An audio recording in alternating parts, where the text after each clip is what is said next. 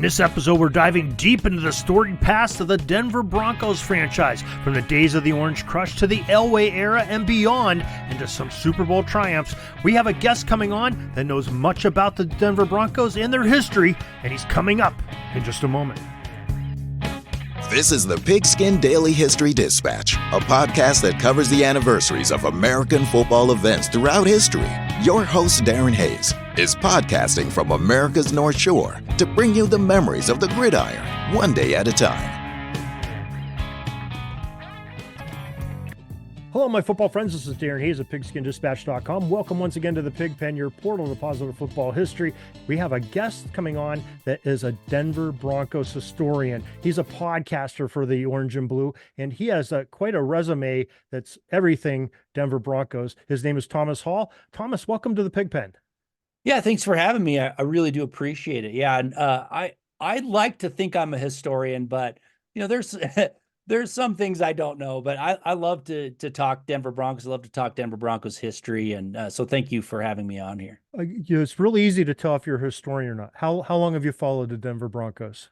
I started watching them right about the turn of when 1980s came around. So I remember, I was still fairly young, but I remember watching football and starting to like the Broncos right around when Elway became a Bronco. So just before that, I started really liking them. So it's been a while. It's been a few years. Now, if you can remember when Kubiak was still wearing a helmet, then that means you're a Denver Broncos fan. You're a historian of the Denver Broncos. That's a long time ago. So yes.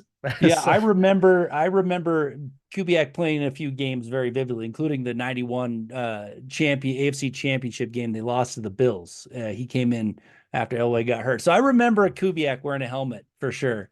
Do you remember Kubiak back? I believe he backed up Craig Morton too, and Morton. No, actually, Kubiak was drafted the same year Elway was. So in '83. Oh, was he? Okay. They were planning on Kubiak maybe being the starter for a while until they made the trade that brought Elway to the Broncos. Okay. Yeah, he was kind of penciled in almost, but that changed rapidly when the trade was made to bring Elway to the Broncos. Okay. Well, we covered a little bit of it, but why don't you take us through, how it transpired that you became a Denver Broncos fan, and some of these early memories that you shared already, but maybe you have some other ones, and what made you like a super fan to be on multiple podcasts. You have Legends of Mile High over your shoulder there as a logo, so and everything has Mile High in it for your podcast, and let us know what your podcasts are too. Sure. Yeah. So I was doing 3 podcasts. So Legends of Mile High is the one that I started very first, and that does bring in a lot of history, but I also do one on Wednesday night with Luke Patterson. It's called Mile High Insiders, and then I did have one called Orange and Blue View with Ron White, but I had to step back from that. Like I told you earlier, I'm trying to get a business going here for NFL stats, NFL analytics, and I'll maybe someday I'll talk a little bit more. It's still in the works, but yeah, I started being a fan of the Denver Broncos early on, right? Like I said, in the early '80s, I lived in and grew up in Oregon, and back then it was the Broncos, the 49ers, or the Seahawks were on television because the Raiders were in LA at the time. So I started watching the Broncos, had family from Colorado, and I got into it, and then when the drive happened, it pretty much solidified my fandom. Once I saw that, it still kind of gives me goosebumps when I see the replays of it, because I remember watching it on my grandparents' like snowy television back when it wasn't HD. It barely reception came in, and after that I was like, that's it. This is definitely the team for me. I'm a diehard from here on out. So unfortunately, they've not had a great record. It's kind of gotten me down over the last several years, but yeah, it was a very nice run once I started my fandom to where we're at today. Well, you're lucky, just like the fan base that I'm a fan of. You've got to see your team in multiple Super Bowls. Probably we're spoiled, and most franchises are jealous to how many Super Bowls. Even if you lose a Super Bowl, at least you get there.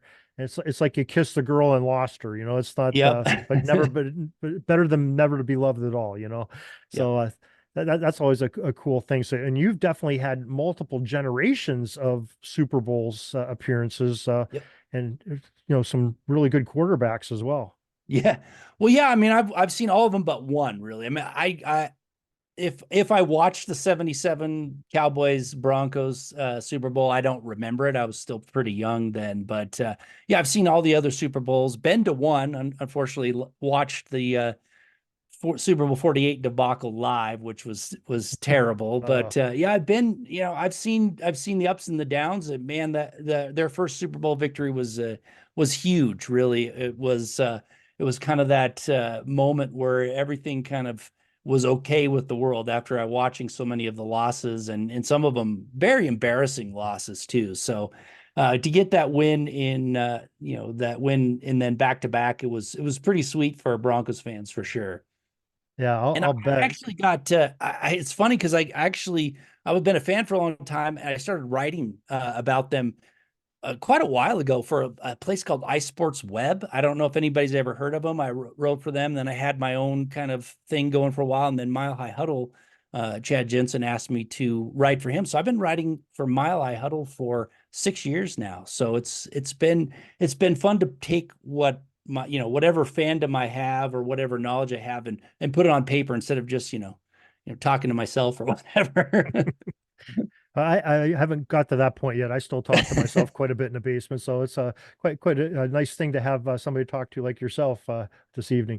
But maybe you can sort of take us back to the beginning. Where did the Denver Broncos sprout up from? What's Yeah. their story? Well, they started out in 1960, and if I remember correctly, they wanted to join the NFL, or there was a push for another team, and they ended up joining the AFL back in 1960. But they weren't very good, right? So it was rough going at the very start when there was only maybe a handful of really kind of good players back then, and they almost folded up shop. They almost moved to Birmingham, Alabama at one point. So from 1960 until around 19, I would say 75, 76, 74, they weren't very good, right? So they actually didn't have a winning season until 1973 was their first winning season, and they went through a few coaches.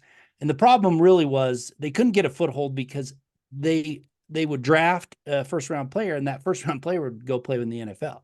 So they didn't get like a first round, superstar until Floyd Little in 1967. So they really struggled to have a foothold. And they actually, when they first started, they got their jerseys and socks from I think a college team, and it was like god awful brown and yellow with yellow, brown, and yellow striped socks. And after they were able to get their uniforms and kind of have their color base that they have today, the orange and blue, they had a big bonfire to burn those socks back in the early 60s to commemorate getting rid of them. But yeah, it was a pretty tough go. And they almost didn't make it into the NFL too during the merger, back when they merged, because the NFL had a size limit, or size minimum for their stadiums. It had to hold 50,000 people. And they played it in Bear Stadium, is what it was called, which eventually became Mile High Stadium, but didn't have enough seating. They had to actually add on to that stadium in order to even join the NFL. So it took a while for them to get a foothold for sure, but they finally did. They finally did, became part of the NFL. In that Bear Stadium, when they expanded, it became Mile High Stadium. And the history of Mile High Stadium is always I've always remembered the Mile High magic, and it's never been the same since they tore down the old Mile High Stadium. But there was magic there. I have no doubt, man. Watching some of those games and things happening on the field that you like couldn't believe. In fact, I vividly remember watching them play the Minnesota Vikings. Minnesota Vikings receiver wide open, headed to the end zone, sure touchdown, trips over nothing and falls, and the Broncos end up winning that game. So it was a strange thing to watch. But yeah, they had a rough go to begin with. I would say that their early stars, probably Goose Gonsolin was a safety, was the leader of interceptions for the AFL when he left and played for the 49ers one year. That was finally broken. And then I would say the first guy that ever caught 100 catches in a season, Lionel Taylor. He was probably another star.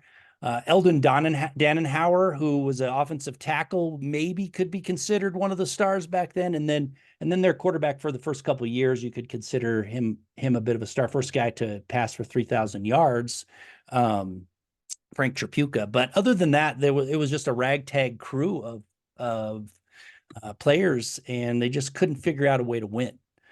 Like I said, it wasn't until 1973 that they had their first winning season. And I credit that a lot to Charlie Johnson. Charlie Johnson was a quarterback that came in and kind of taught them how to win and got them over the hump. There was a few other things that happened that moved the needle. They got Floyd Little. They started getting their first round draft choices to sign with the team because of the merger and things like that. But Charlie Johnson got him over the hump. And that was that. From then on, it's been nothing but up until obviously the last almost a decade since 2015 in their last Super Bowl. Yeah, my earliest memory, I'm a little bit older than you probably, because I can remember the Orange Crush season, and sort of my maturation of watching NFL. I was about 6 years old when the Immaculate Reception happened, and in my house, that was that was like the Red Sea parted, and it Yeah. started, ignited the Steeler franchise. But I can remember the rise that whole season, and the Orange Crush drink was becoming so popular because that defense was using it. Lyle Alzado, I can just remember that was the first time I've ever heard his name called before, and you could just see he looked like a very angry man out playing. Yeah. And I think they ended up playing in a playoff game against the Steelers, who were the Super Bowl champions, defending Super Bowl champions. And Denver ended up beating them to make it to that first Super Bowl that you didn't get a chance to remember to see, but Right. you probably didn't want to see that one either. Yeah, that was rough. But Yeah, that was an amazing defense. I mean, it's one of the best defenses of all time, really. They had a rowdy bunch of defensive players. It's nice to see that Randy Gradishar is finally going to go into the Hall of Fame this year. I mean, unless some weird thing happens and they don't, vote him in, but he should get in. It's about time someone's represented from that Super Bowl. It was a great defense. It was a really solid team, and they got by the Steelers, and they also got by the Raiders, who had kind of been their nemesis all the way up until then. And the defense was kind of being built for a few years before that. A lot of those players like Billy Thompson and Tom Jackson, they were kind of building these players up, but it really was Craig Morton that kind of got them over the hump at the quarterback. He came in, had been at Dallas, had played plenty of been to plenty of playoff games, spent a couple of years with the Giants, and then came over, and that kind of got them over the hump to get into the playoffs, get into the Super Bowl, and then he kind of folded in the Super Bowl. The eight turnovers is pretty hard for any defense to overcome, no matter how good they are. But that was an incredible defense, and a lot of the players that were on that team, they should get a little bit more recognition. Not necessarily all of them should be in the Hall of Fame, but there should be at least two or three that get recognition for the Hall of Fame because of how good it was. yeah, It was amazing. if you look back, at those mid to late 70s, really the NFL was dominated by three teams, the Cowboys, who Denver lost to, but the Raiders and the Steelers, and those teams were dominating Super Bowl wins and dominating the league, everybody they played against. So for the Broncos to rise up sort of out of nowhere, really, because I don't really remember talking about the Denver Broncos till that Yeah. year. And they were a very good team, like you said, and deserved everything they got in playing in the Super Bowl. So Yeah, they had not been to the playoffs until that season either. So that they had a few winning seasons, but they had not been to the playoffs. So that was their first foray into the playoffs, and ended up in the Super Bowl. And man, I think if they had won that defense would have been talked about a little bit more, and we probably see a couple more guys from that defense into the Hall of Fame. Unfortunately, they lost, and it really wasn't, like I said, it wasn't really the defense's fault. Like I said, they turned it over 8 times, and that's they ended up benching Craig Morton in that game to try and quell that turnover onslaught, so to speak. But it really didn't help, and by then it was kind of too late. So, but it was a great team. I mean, Gradishar, Louis Wright, a cornerback that people don't talk about much anymore, the original shutdown corner, That you think about shutdown corners, you think about Champ Bailey, you think about Darrelle Revis. Well, he was doing that back in the 70s and early 80s before anyone else was. And you listen to even like Dan Fouts talk about him, and he admitted to the teams would not throw to that side of the field because how good he was.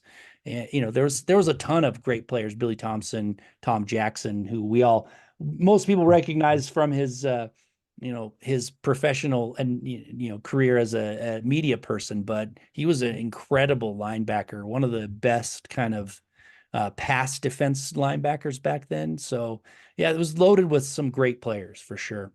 But probably Jackson's biggest accomplishment is putting up and being straight man for Chris Berman for all those years on Sunday Yeah, nights with all the I love whoops. listening to him. Oh yeah, yeah. I mean, those two were a great team. I loved watching their program every Sunday night Sure. during the season. Yeah. So that was great. Now, a few years after that Super Bowl, though, there was a pretty momentous occasion for Denver Broncos. And why don't you Yeah. tell us sort of the whole Elway saga? Yeah, it's interesting. In fact, I actually am on Legends of Mile High. I tell the kind of the story and I talk about how if you are a Broncos fan, you got to have a little bit of a small place in your heart for the New York Yankees. Even if you don't like them, if you're a Browns fan, you got to like them a little bit because of this. But yeah, it was one of those things though, like the first time when a player just said, "I'm not going to play for the team that drafts me because I don't want to play for the Indianapolis Colts." And it wasn't that he didn't it wasn't necessarily that he didn't want to go to Indianapolis or anything. He didn't want to play for the coach. Frank Cush, his John Elway's father, Jack Elway, he'd been involved in football for a long time. He knew Frank Cush. He knew that he wouldn't get the best out of John Elway.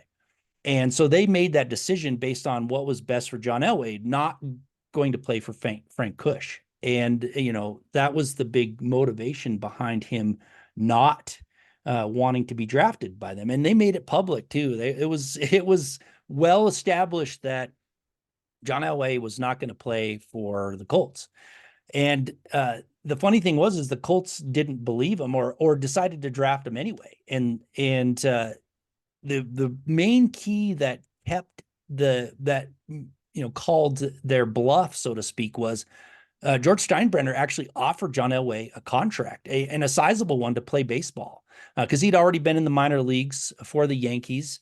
And it wasn't a huge amount of money in today's dollars, but back then, like it's over $200,000 to play. That was enough to say, yeah, I'm going to go play baseball. I'm not going to be a quarterback. I'm going to go play baseball. Kind of called their bluff, and they end up basically giving Elway to the Broncos for nothing.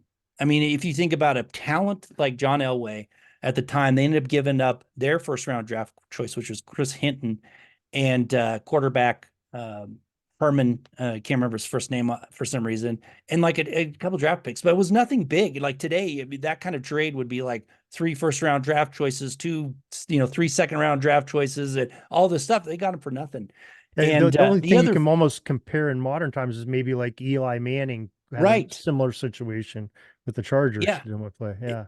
It was like that, but they ended up giving him away for a lot cheaper than what they even got Eli Manning for. But the funny thing is the Raiders actually, John Elway almost became an Oakland Raider or LA Raider at the time, because Al Davis had set up this deal to get him, and it was a pretty lucrative deal. But there was some bad blood between the commissioner and Al Davis from the AFL days, so he nixed it, and it kind of put it forced Indianapolis's hand at the end to just kind of get rid of him to the Broncos, and then we witnessed a run of incredible success because of that trade. And I know people like to crap on John Elway, so to speak, for his early days, because he struggled to be a great quarterback statistically, but he was carrying those teams to the Super Bowl. I looked at a lot of the quarterbacks from back then, all the big name quarterbacks like Fouts, Montana, Marino, even looked at Randall Cunningham, and even some of the kind of couple tiers down quarterbacks. John Elway was the only one that didn't have much help on offense. He had, I think if I remember correctly, he had 2 times there was a running back in the top 10. 2 times he had a wide receiver in the top 10. No Hall of Famers, no all pros from that offense, like maybe 5 Pro Bowlers. It was incredible what he was able to do. Go to 3 Super Bowls with that offense and those players around him. So you got to give him a lot of credit for being a winner and really carrying that team. The defense had some good players. Don't get me wrong; they had some really good defensive players, but the offense was not anything like these other quarterbacks had to work with back then. Yeah, no, I think the first time that I watched John Elway was the Stanford band game, and I didn't Yep. watch it because nobody knew that that was going to happen at the end. I just watched it to play, some good football, and it was a great game. Elway had a pretty spectacular game. They played Cal, I believe, right? Is that who? Yep. Yeah, Yeah. it was just a back and forth game, and I don't get to watch that many West Coast games living in the East, but that was one that I watched and enjoyed, and at the end, I was just this craziness. So I sort of knew his name. And then all the hype and everything that happened in the offseason and the draft and the trade and everything. Uh, and his holdout, and that was all big news. But I believe his first game was against the Steelers. And against Yes. the Steel Curtain. And I remember watching that game to open the season, and this young brash quarterback, play. I mean, I don't think he had a very good game. Oh, But he got hurt. yeah, he got injured in that. But that's sort of the first couple run-ins I can remember, and all the way up, to some of these games that you probably want to talk about. These Yep. games against Cleveland, which were tremendous and Yeah. were enjoyable to watch too.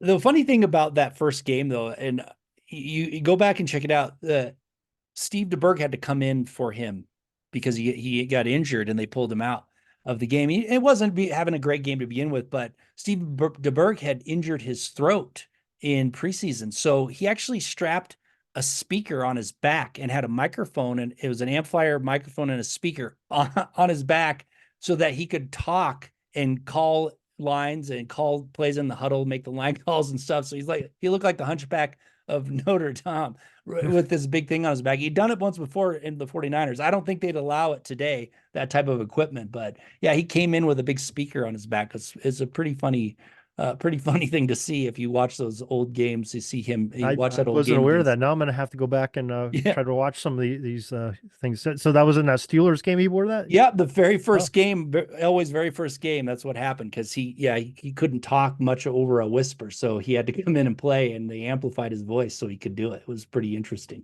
Okay, so that might be maybe the second time of having electronic devices in quarterback, because we know Otto Graham had it with the Browns and Paul Brown. They had the headset in there and got Yep. caught and against Detroit. Yeah. But I wasn't aware of that one. So that's interesting. Yeah, that was a funny one too. In fact, my wife is related to Gene Filipski. So back then, remember when the whole story about the first microphone in the helmet and the earpiece, Hmm. they actually figured out the frequency. They were able to get the frequency, and Gene Filipski was with the Browns in the preseason, and then went to the Giants, and he basically was intercepting all of their calls the first half. So he knew the plays, and they were intercepted. They had to stop doing that. They had to stop using the microphone in the second half because they were stealing all of their plays. But I don't know if you ever heard this story when they were developing it for Paul Brown, is sort of secretive. They had two inventor or engineer type guys, and they were testing it. And the one guy put the helmet on, he like walked out in the woods, and the other guy's back at the home base, seeing how far they could transmit and everything. But it ended up getting picked up by a police band, and the guy comes out of the woods on the other side of the road, and the police are there to pick on, hey, what the heck are you doing here? Why are you wearing Yeah, this helmet? And so it's kind of an interesting story there. I probably missed some things there, but that kind of a cool thing. But yeah, I didn't realize DeBerg wore that in an NFL game in the 70s. Wow. yeah. And it wasn't a mic to talk to the coach. It was just to amplify his voice in order to for the players to hear him at the line or in the huddle because he injured his throat. So it was interesting. But yeah, they wouldn't allow that today. Yeah, probably not, probably not. But Elway just transformed, and he got through that first season. Sometimes either quarterbacks, they get in that first season, they just become so gun shy and just ruins their careers. A la Ryan Leaf and Tim Couch type careers.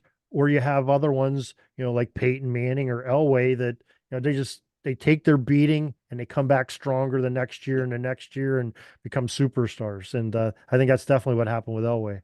Yeah, well, and he played his entire career on only one ACL too. So tore his ACL in high school, and he didn't have an ACL in one of his knees all the way through his career, college and professional. Really? So he Hmm. was, he wasn't afraid of taking a beating. And yeah, you're right. He, that first year, it was rough for him. But then, in '86, he got him to that first Super Bowl again with an offense that was not very, very talented.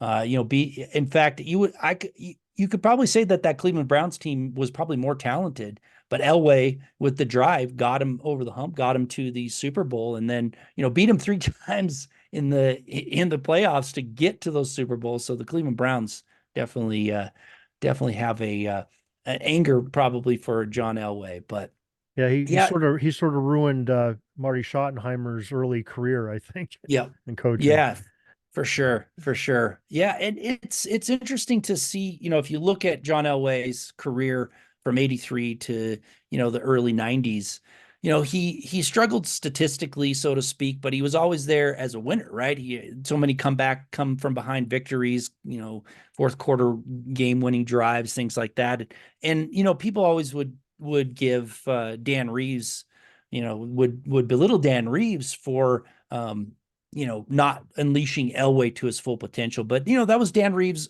offensive style. He came from a different style of football, but he was a great coach. I will never belittle Dan Reeves. He had a great eye for coaching talent. So many coaches came up through his ranks that ended up going on and becoming successful head coaches or successful coaches in the league. Obviously, Mike Shanahan being one of them.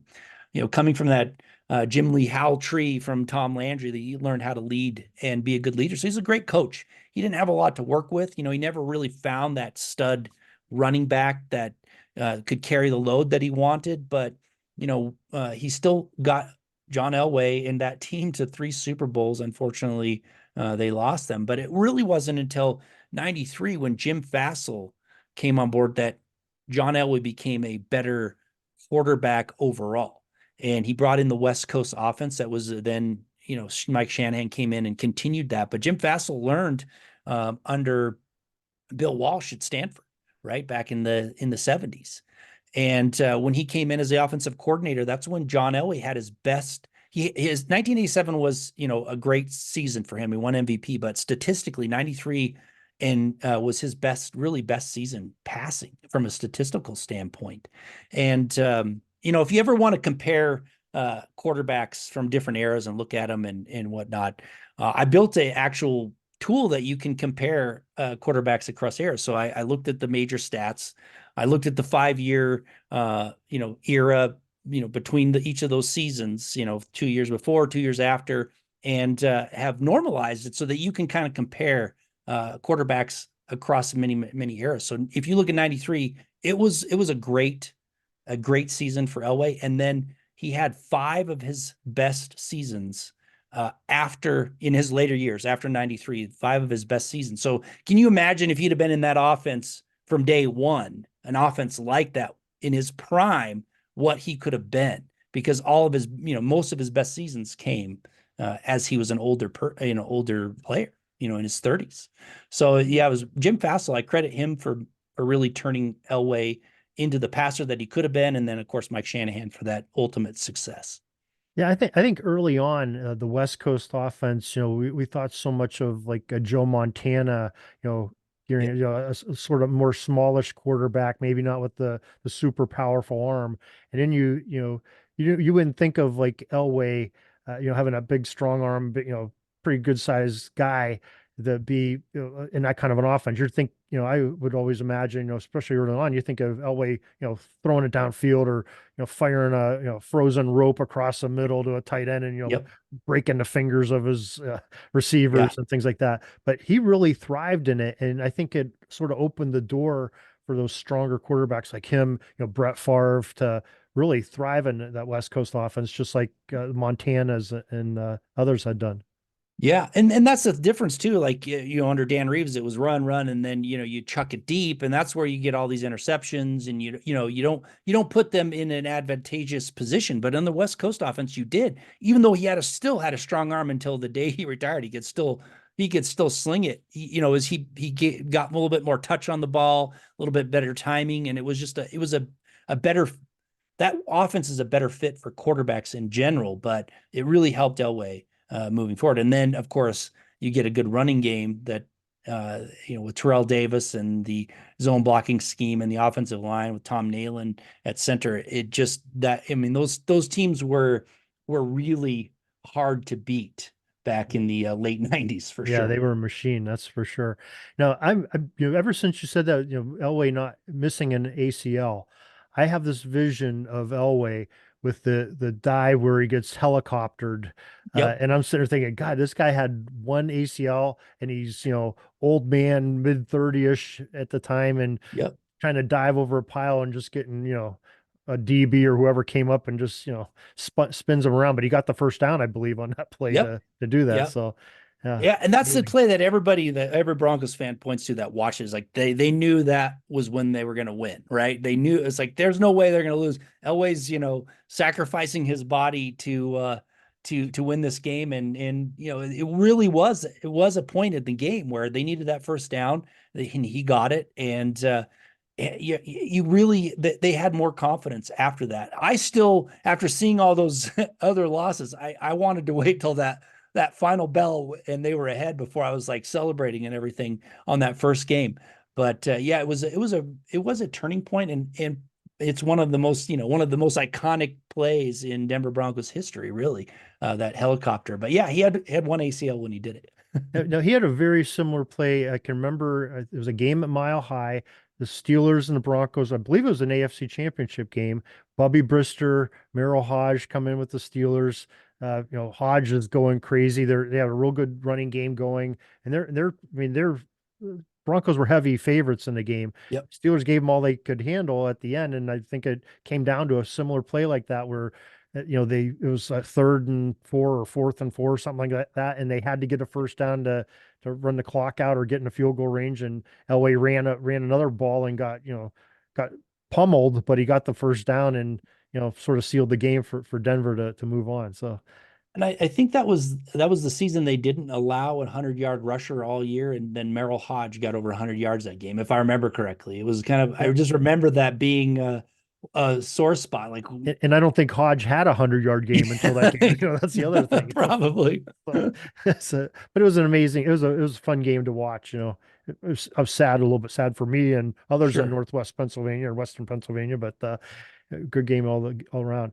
But then you get to those years where they play 2 years in a row, win the Super Bowl. Elway goes out on top. I mean, you couldn't ask for a better story for all the disappointments of Super Bowl losses that he had experienced and Denver fans had gone through. Yep. How was that as a Denver fan to finally get to that epic moments? Yeah, I mean, it was great. So for me, obviously, seeing the three kind of they were miserable losses. I mean, 55-10 against the 49ers, that second quarter against the Washington Redskins. I mean, it was I still actually believe that the Broncos should have won that first Super Bowl '86 against the Giants. If you watch that first half, they were first and one at the first and goal at the 1 yard line, couldn't punch it in. Then Rich Carlos misses a field goal. Steve Watson's all alone in the end zone. Nobody around him. Sure, touchdown. Elway misses him, throws it to somebody else. Then the bad call with with Clarence K, the first instant replay, kind of foray for NFL and instant replay. They botched that call. That game should have been at least 24-7 going into halftime, and they blew it. And then they ended up coming, the Giants came out and, had their game plan and ended up beating them pretty soundly. But that was the one Super Bowl they should have won before they won the one in '98. So, and '97, I guess I should say. But yeah, those were tough, and watching him go out top was pretty cool. And then the next season, it all kind of came crashing down. You had Brian Greasy beat out Bubby Brister for the starting job, which was strange. And Bubby Brister, I think he just kind of thought he had the job and didn't put in a lot of effort. And Bubby Brister just outplayed him. And then, throws the interception where Terrell Davis gets his knee blown out. And they end up, having like 4 wins that season and had to kind of crawl back into relevancy again, which was it was a bummer to see that. So it was a really high, and then all of a sudden it's like all came crashing back down. So it was a rough couple seasons. Yeah, I'll bet. But then you had, what you had probably about 10 years later is when Elway is in charge of the team, Yep, makes that great move to get another quarterback that's iconic already coming into the Mile High City, and sure. Peyton Manning. So how was that to experience as a fan?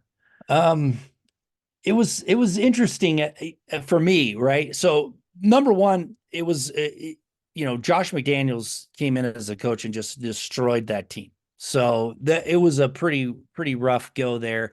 Then you had the Tebow magic, right? That whole I was Tim hoping you weren't Tebow. going to bring that up, that playoff game. Yeah, and then so then you didn't know what to think, right? As a Broncos fan, you didn't know what to think. Peyton Manning had hurt his neck.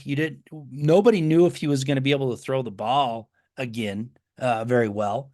So there was a lot of kind of for me anyway, doubt into whether or not this was going to work out. And I had watched Peyton Manning, in the playoffs. He's typically wasn't really great in the regular season, got to the playoffs and wasn't very good typically. I mean, they did win, they won the Super Bowl in 2006 and everything, but for the most part, he didn't have a great playoff record. So there was a little bit of doubt. And in my mind, and I'm sure there was doubt in other fans' mind, but that move was incredible. I mean, it turned around the franchise. I mean, they went to 2 Super Bowls in just a few years. So, and end up winning one when Peyton Manning was really done. But yeah, it was a turning point in the franchise.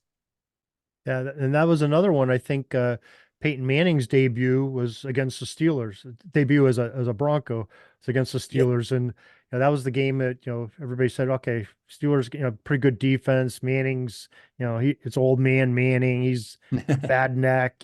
Colts didn't want him, and Yep. he came out and just peppered the Steelers. I don't think they know what happened to him, but great. That was a great team, and Denver had a really good defense too that year. That was an amazing team. Yeah.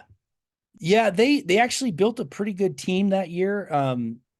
You know, it was unfortunate that it ended the way it did in 2012 with Joe Flacco, that whole Hail Mary, and it was rough, but that was one of the better teams that the Broncos have ever had. I mean, you go back and you look at a few of the teams, 1998 is obviously the best Broncos team, 97 also up there, but that 2012 team, like you said, had a really good defense, um, and their offense was formidable, right? So they could have went on to win the whole thing had they not blown it in that first playoff game. They were stacked and ready to win it all, and unfortunately they got bumped in the playoffs. Yeah, that's kind of an amazing collapse there that you wouldn't expect from the way they played during the season. Now, okay, recently you had another star quarterback, another Super Bowl winning quarterback come in, and it almost seemed like a deja vu that maybe this is a magical time, and first season wasn't too good, so you bring in a Super Bowl winning coach to go with them, Yeah, and just it wasn't a good marriage. What happened with the whole Russell Wilson and Sean Payton yeah, and the team? What happened with them? yeah. I was on board too. Like I thought this was going to be the missing piece, bringing in Russell Wilson. Most fans were like pretty excited about it. Well, for one, Nathaniel Hackett was not a very good coach. He was not a very good head coach. There was a lot of things that he did that probably wasn't good for the team and wasn't good for Russell Wilson. There was a lot of turmoil, and I know people said that players said that they liked Nathaniel Hackett, but he wasn't a very good coach. So that was the first thing. The offense that they put together did not fit Russell Wilson at all. And Russell Wilson had his hand in it too. Don't get me wrong. He wanted it to kind of, be that pocket passer and everything. It wasn't the right offense. So then they went out and got Sean Payton. And I actually thought Sean Payton would help Russell Wilson a lot. I thought that he would style an offense that fit Russell Wilson because he had an offense that fit Drew Brees. Drew Brees was a pretty good quarterback. He wasn't great. That offense fit him to a T. And that's why he's in the Hall of Fame. I mean, that was a tremendous marriage. And I thought, okay, Sean Payton's got this mind to come in and tweak an offense so that Russell Wilson can play in it. And it just didn't happen. I mean, he did a little bit, but it still didn't fit Russell Wilson. He wasn't willing to kind of go all the way and change his offense completely to fit Russell Wilson. He did some, but it just wasn't a good match. And I mean, it brought people are trying to give credit to Sean Payton for resurrecting, Russell Wilson's career from the debacle, but he really got him back to about where he was. I mean, he wasn't, he wasn't as good as he was in Seattle. He had his season really was kind of comparable to some of the years in Seattle, but it really wasn't a good match between the two. Sean Payton needs somebody that's a different style of quarterback, and it just didn't work out. And it's unfortunate too, because it really set the team back a lot. They've traded a lot to get Russell Wilson. They traded a lot to get Sean Payton, and now they're going to suffer the consequences, both in the draft and in the salary cap. They're over the cap by quite a bit. And if they actually do what everybody thinks they're going to do, which is release Russell Wilson, they're going to do a June 1st, post June 1st cut probably, and spread that over 2 years. But they're going to be about 60 million over the cap. So they're going to have a season next year where they have a lot of young guys, inexperienced guys playing, or older vets playing to fill in some of the spots until they can get that salary cap situation under control. Well, the good news about it is that Sean Payton is used to adversity on his teams and has brought his teams out of the fire before. So that's Yeah. so maybe there's some success there. And it seemed like they really caught wind that Miami game. It seemed like the end of the world for them, and it was going to be a horrible season. But really, they came back and really made a playoff run. Almost they almost got there. That was pretty exciting to watch at the end. They did. And in fact, I thought they were going to do it. Once they beat the Chiefs and then they went on the road and beat the Bills, I was like, they're gonna pretty much run the table and get into the playoffs. And they lost to Houston, which was a bit of a blow to them. And then I don't know what happened. They just folded up shop against the Patriots, and that was it. And then I was like, okay, this team's done. They're not going to go to the playoffs. They lost the Patriots. In fact, it really put some doubt in my mind that Sean Payton could really get this team to over the hump at that point. Like that loss to the Patriots was pretty rough. And then they finished the season kind of on a downward turn. And they couldn't break the streak the losing streak they had against the Raiders, unfortunately. And yeah, it was just it was not a good way to end the season. It was not a good way to end, kind of Russell Wilson, that whole trade. It was just it's all, it casts a lot of doubt in my mind going forward. But hopefully Sean Payton can, rally this team and make it a team that's competing for for the playoffs and for a Super Bowl. Yeah, that's if anybody can do it, I think he can. So of course you got a pretty good quarterback in Kansas City that's probably gonna be there for a lot longer, and a coach that maybe be there for a handful of years too. So you Yeah, have to contend with such a tough division to be in, that's for sure. for sure. Yeah.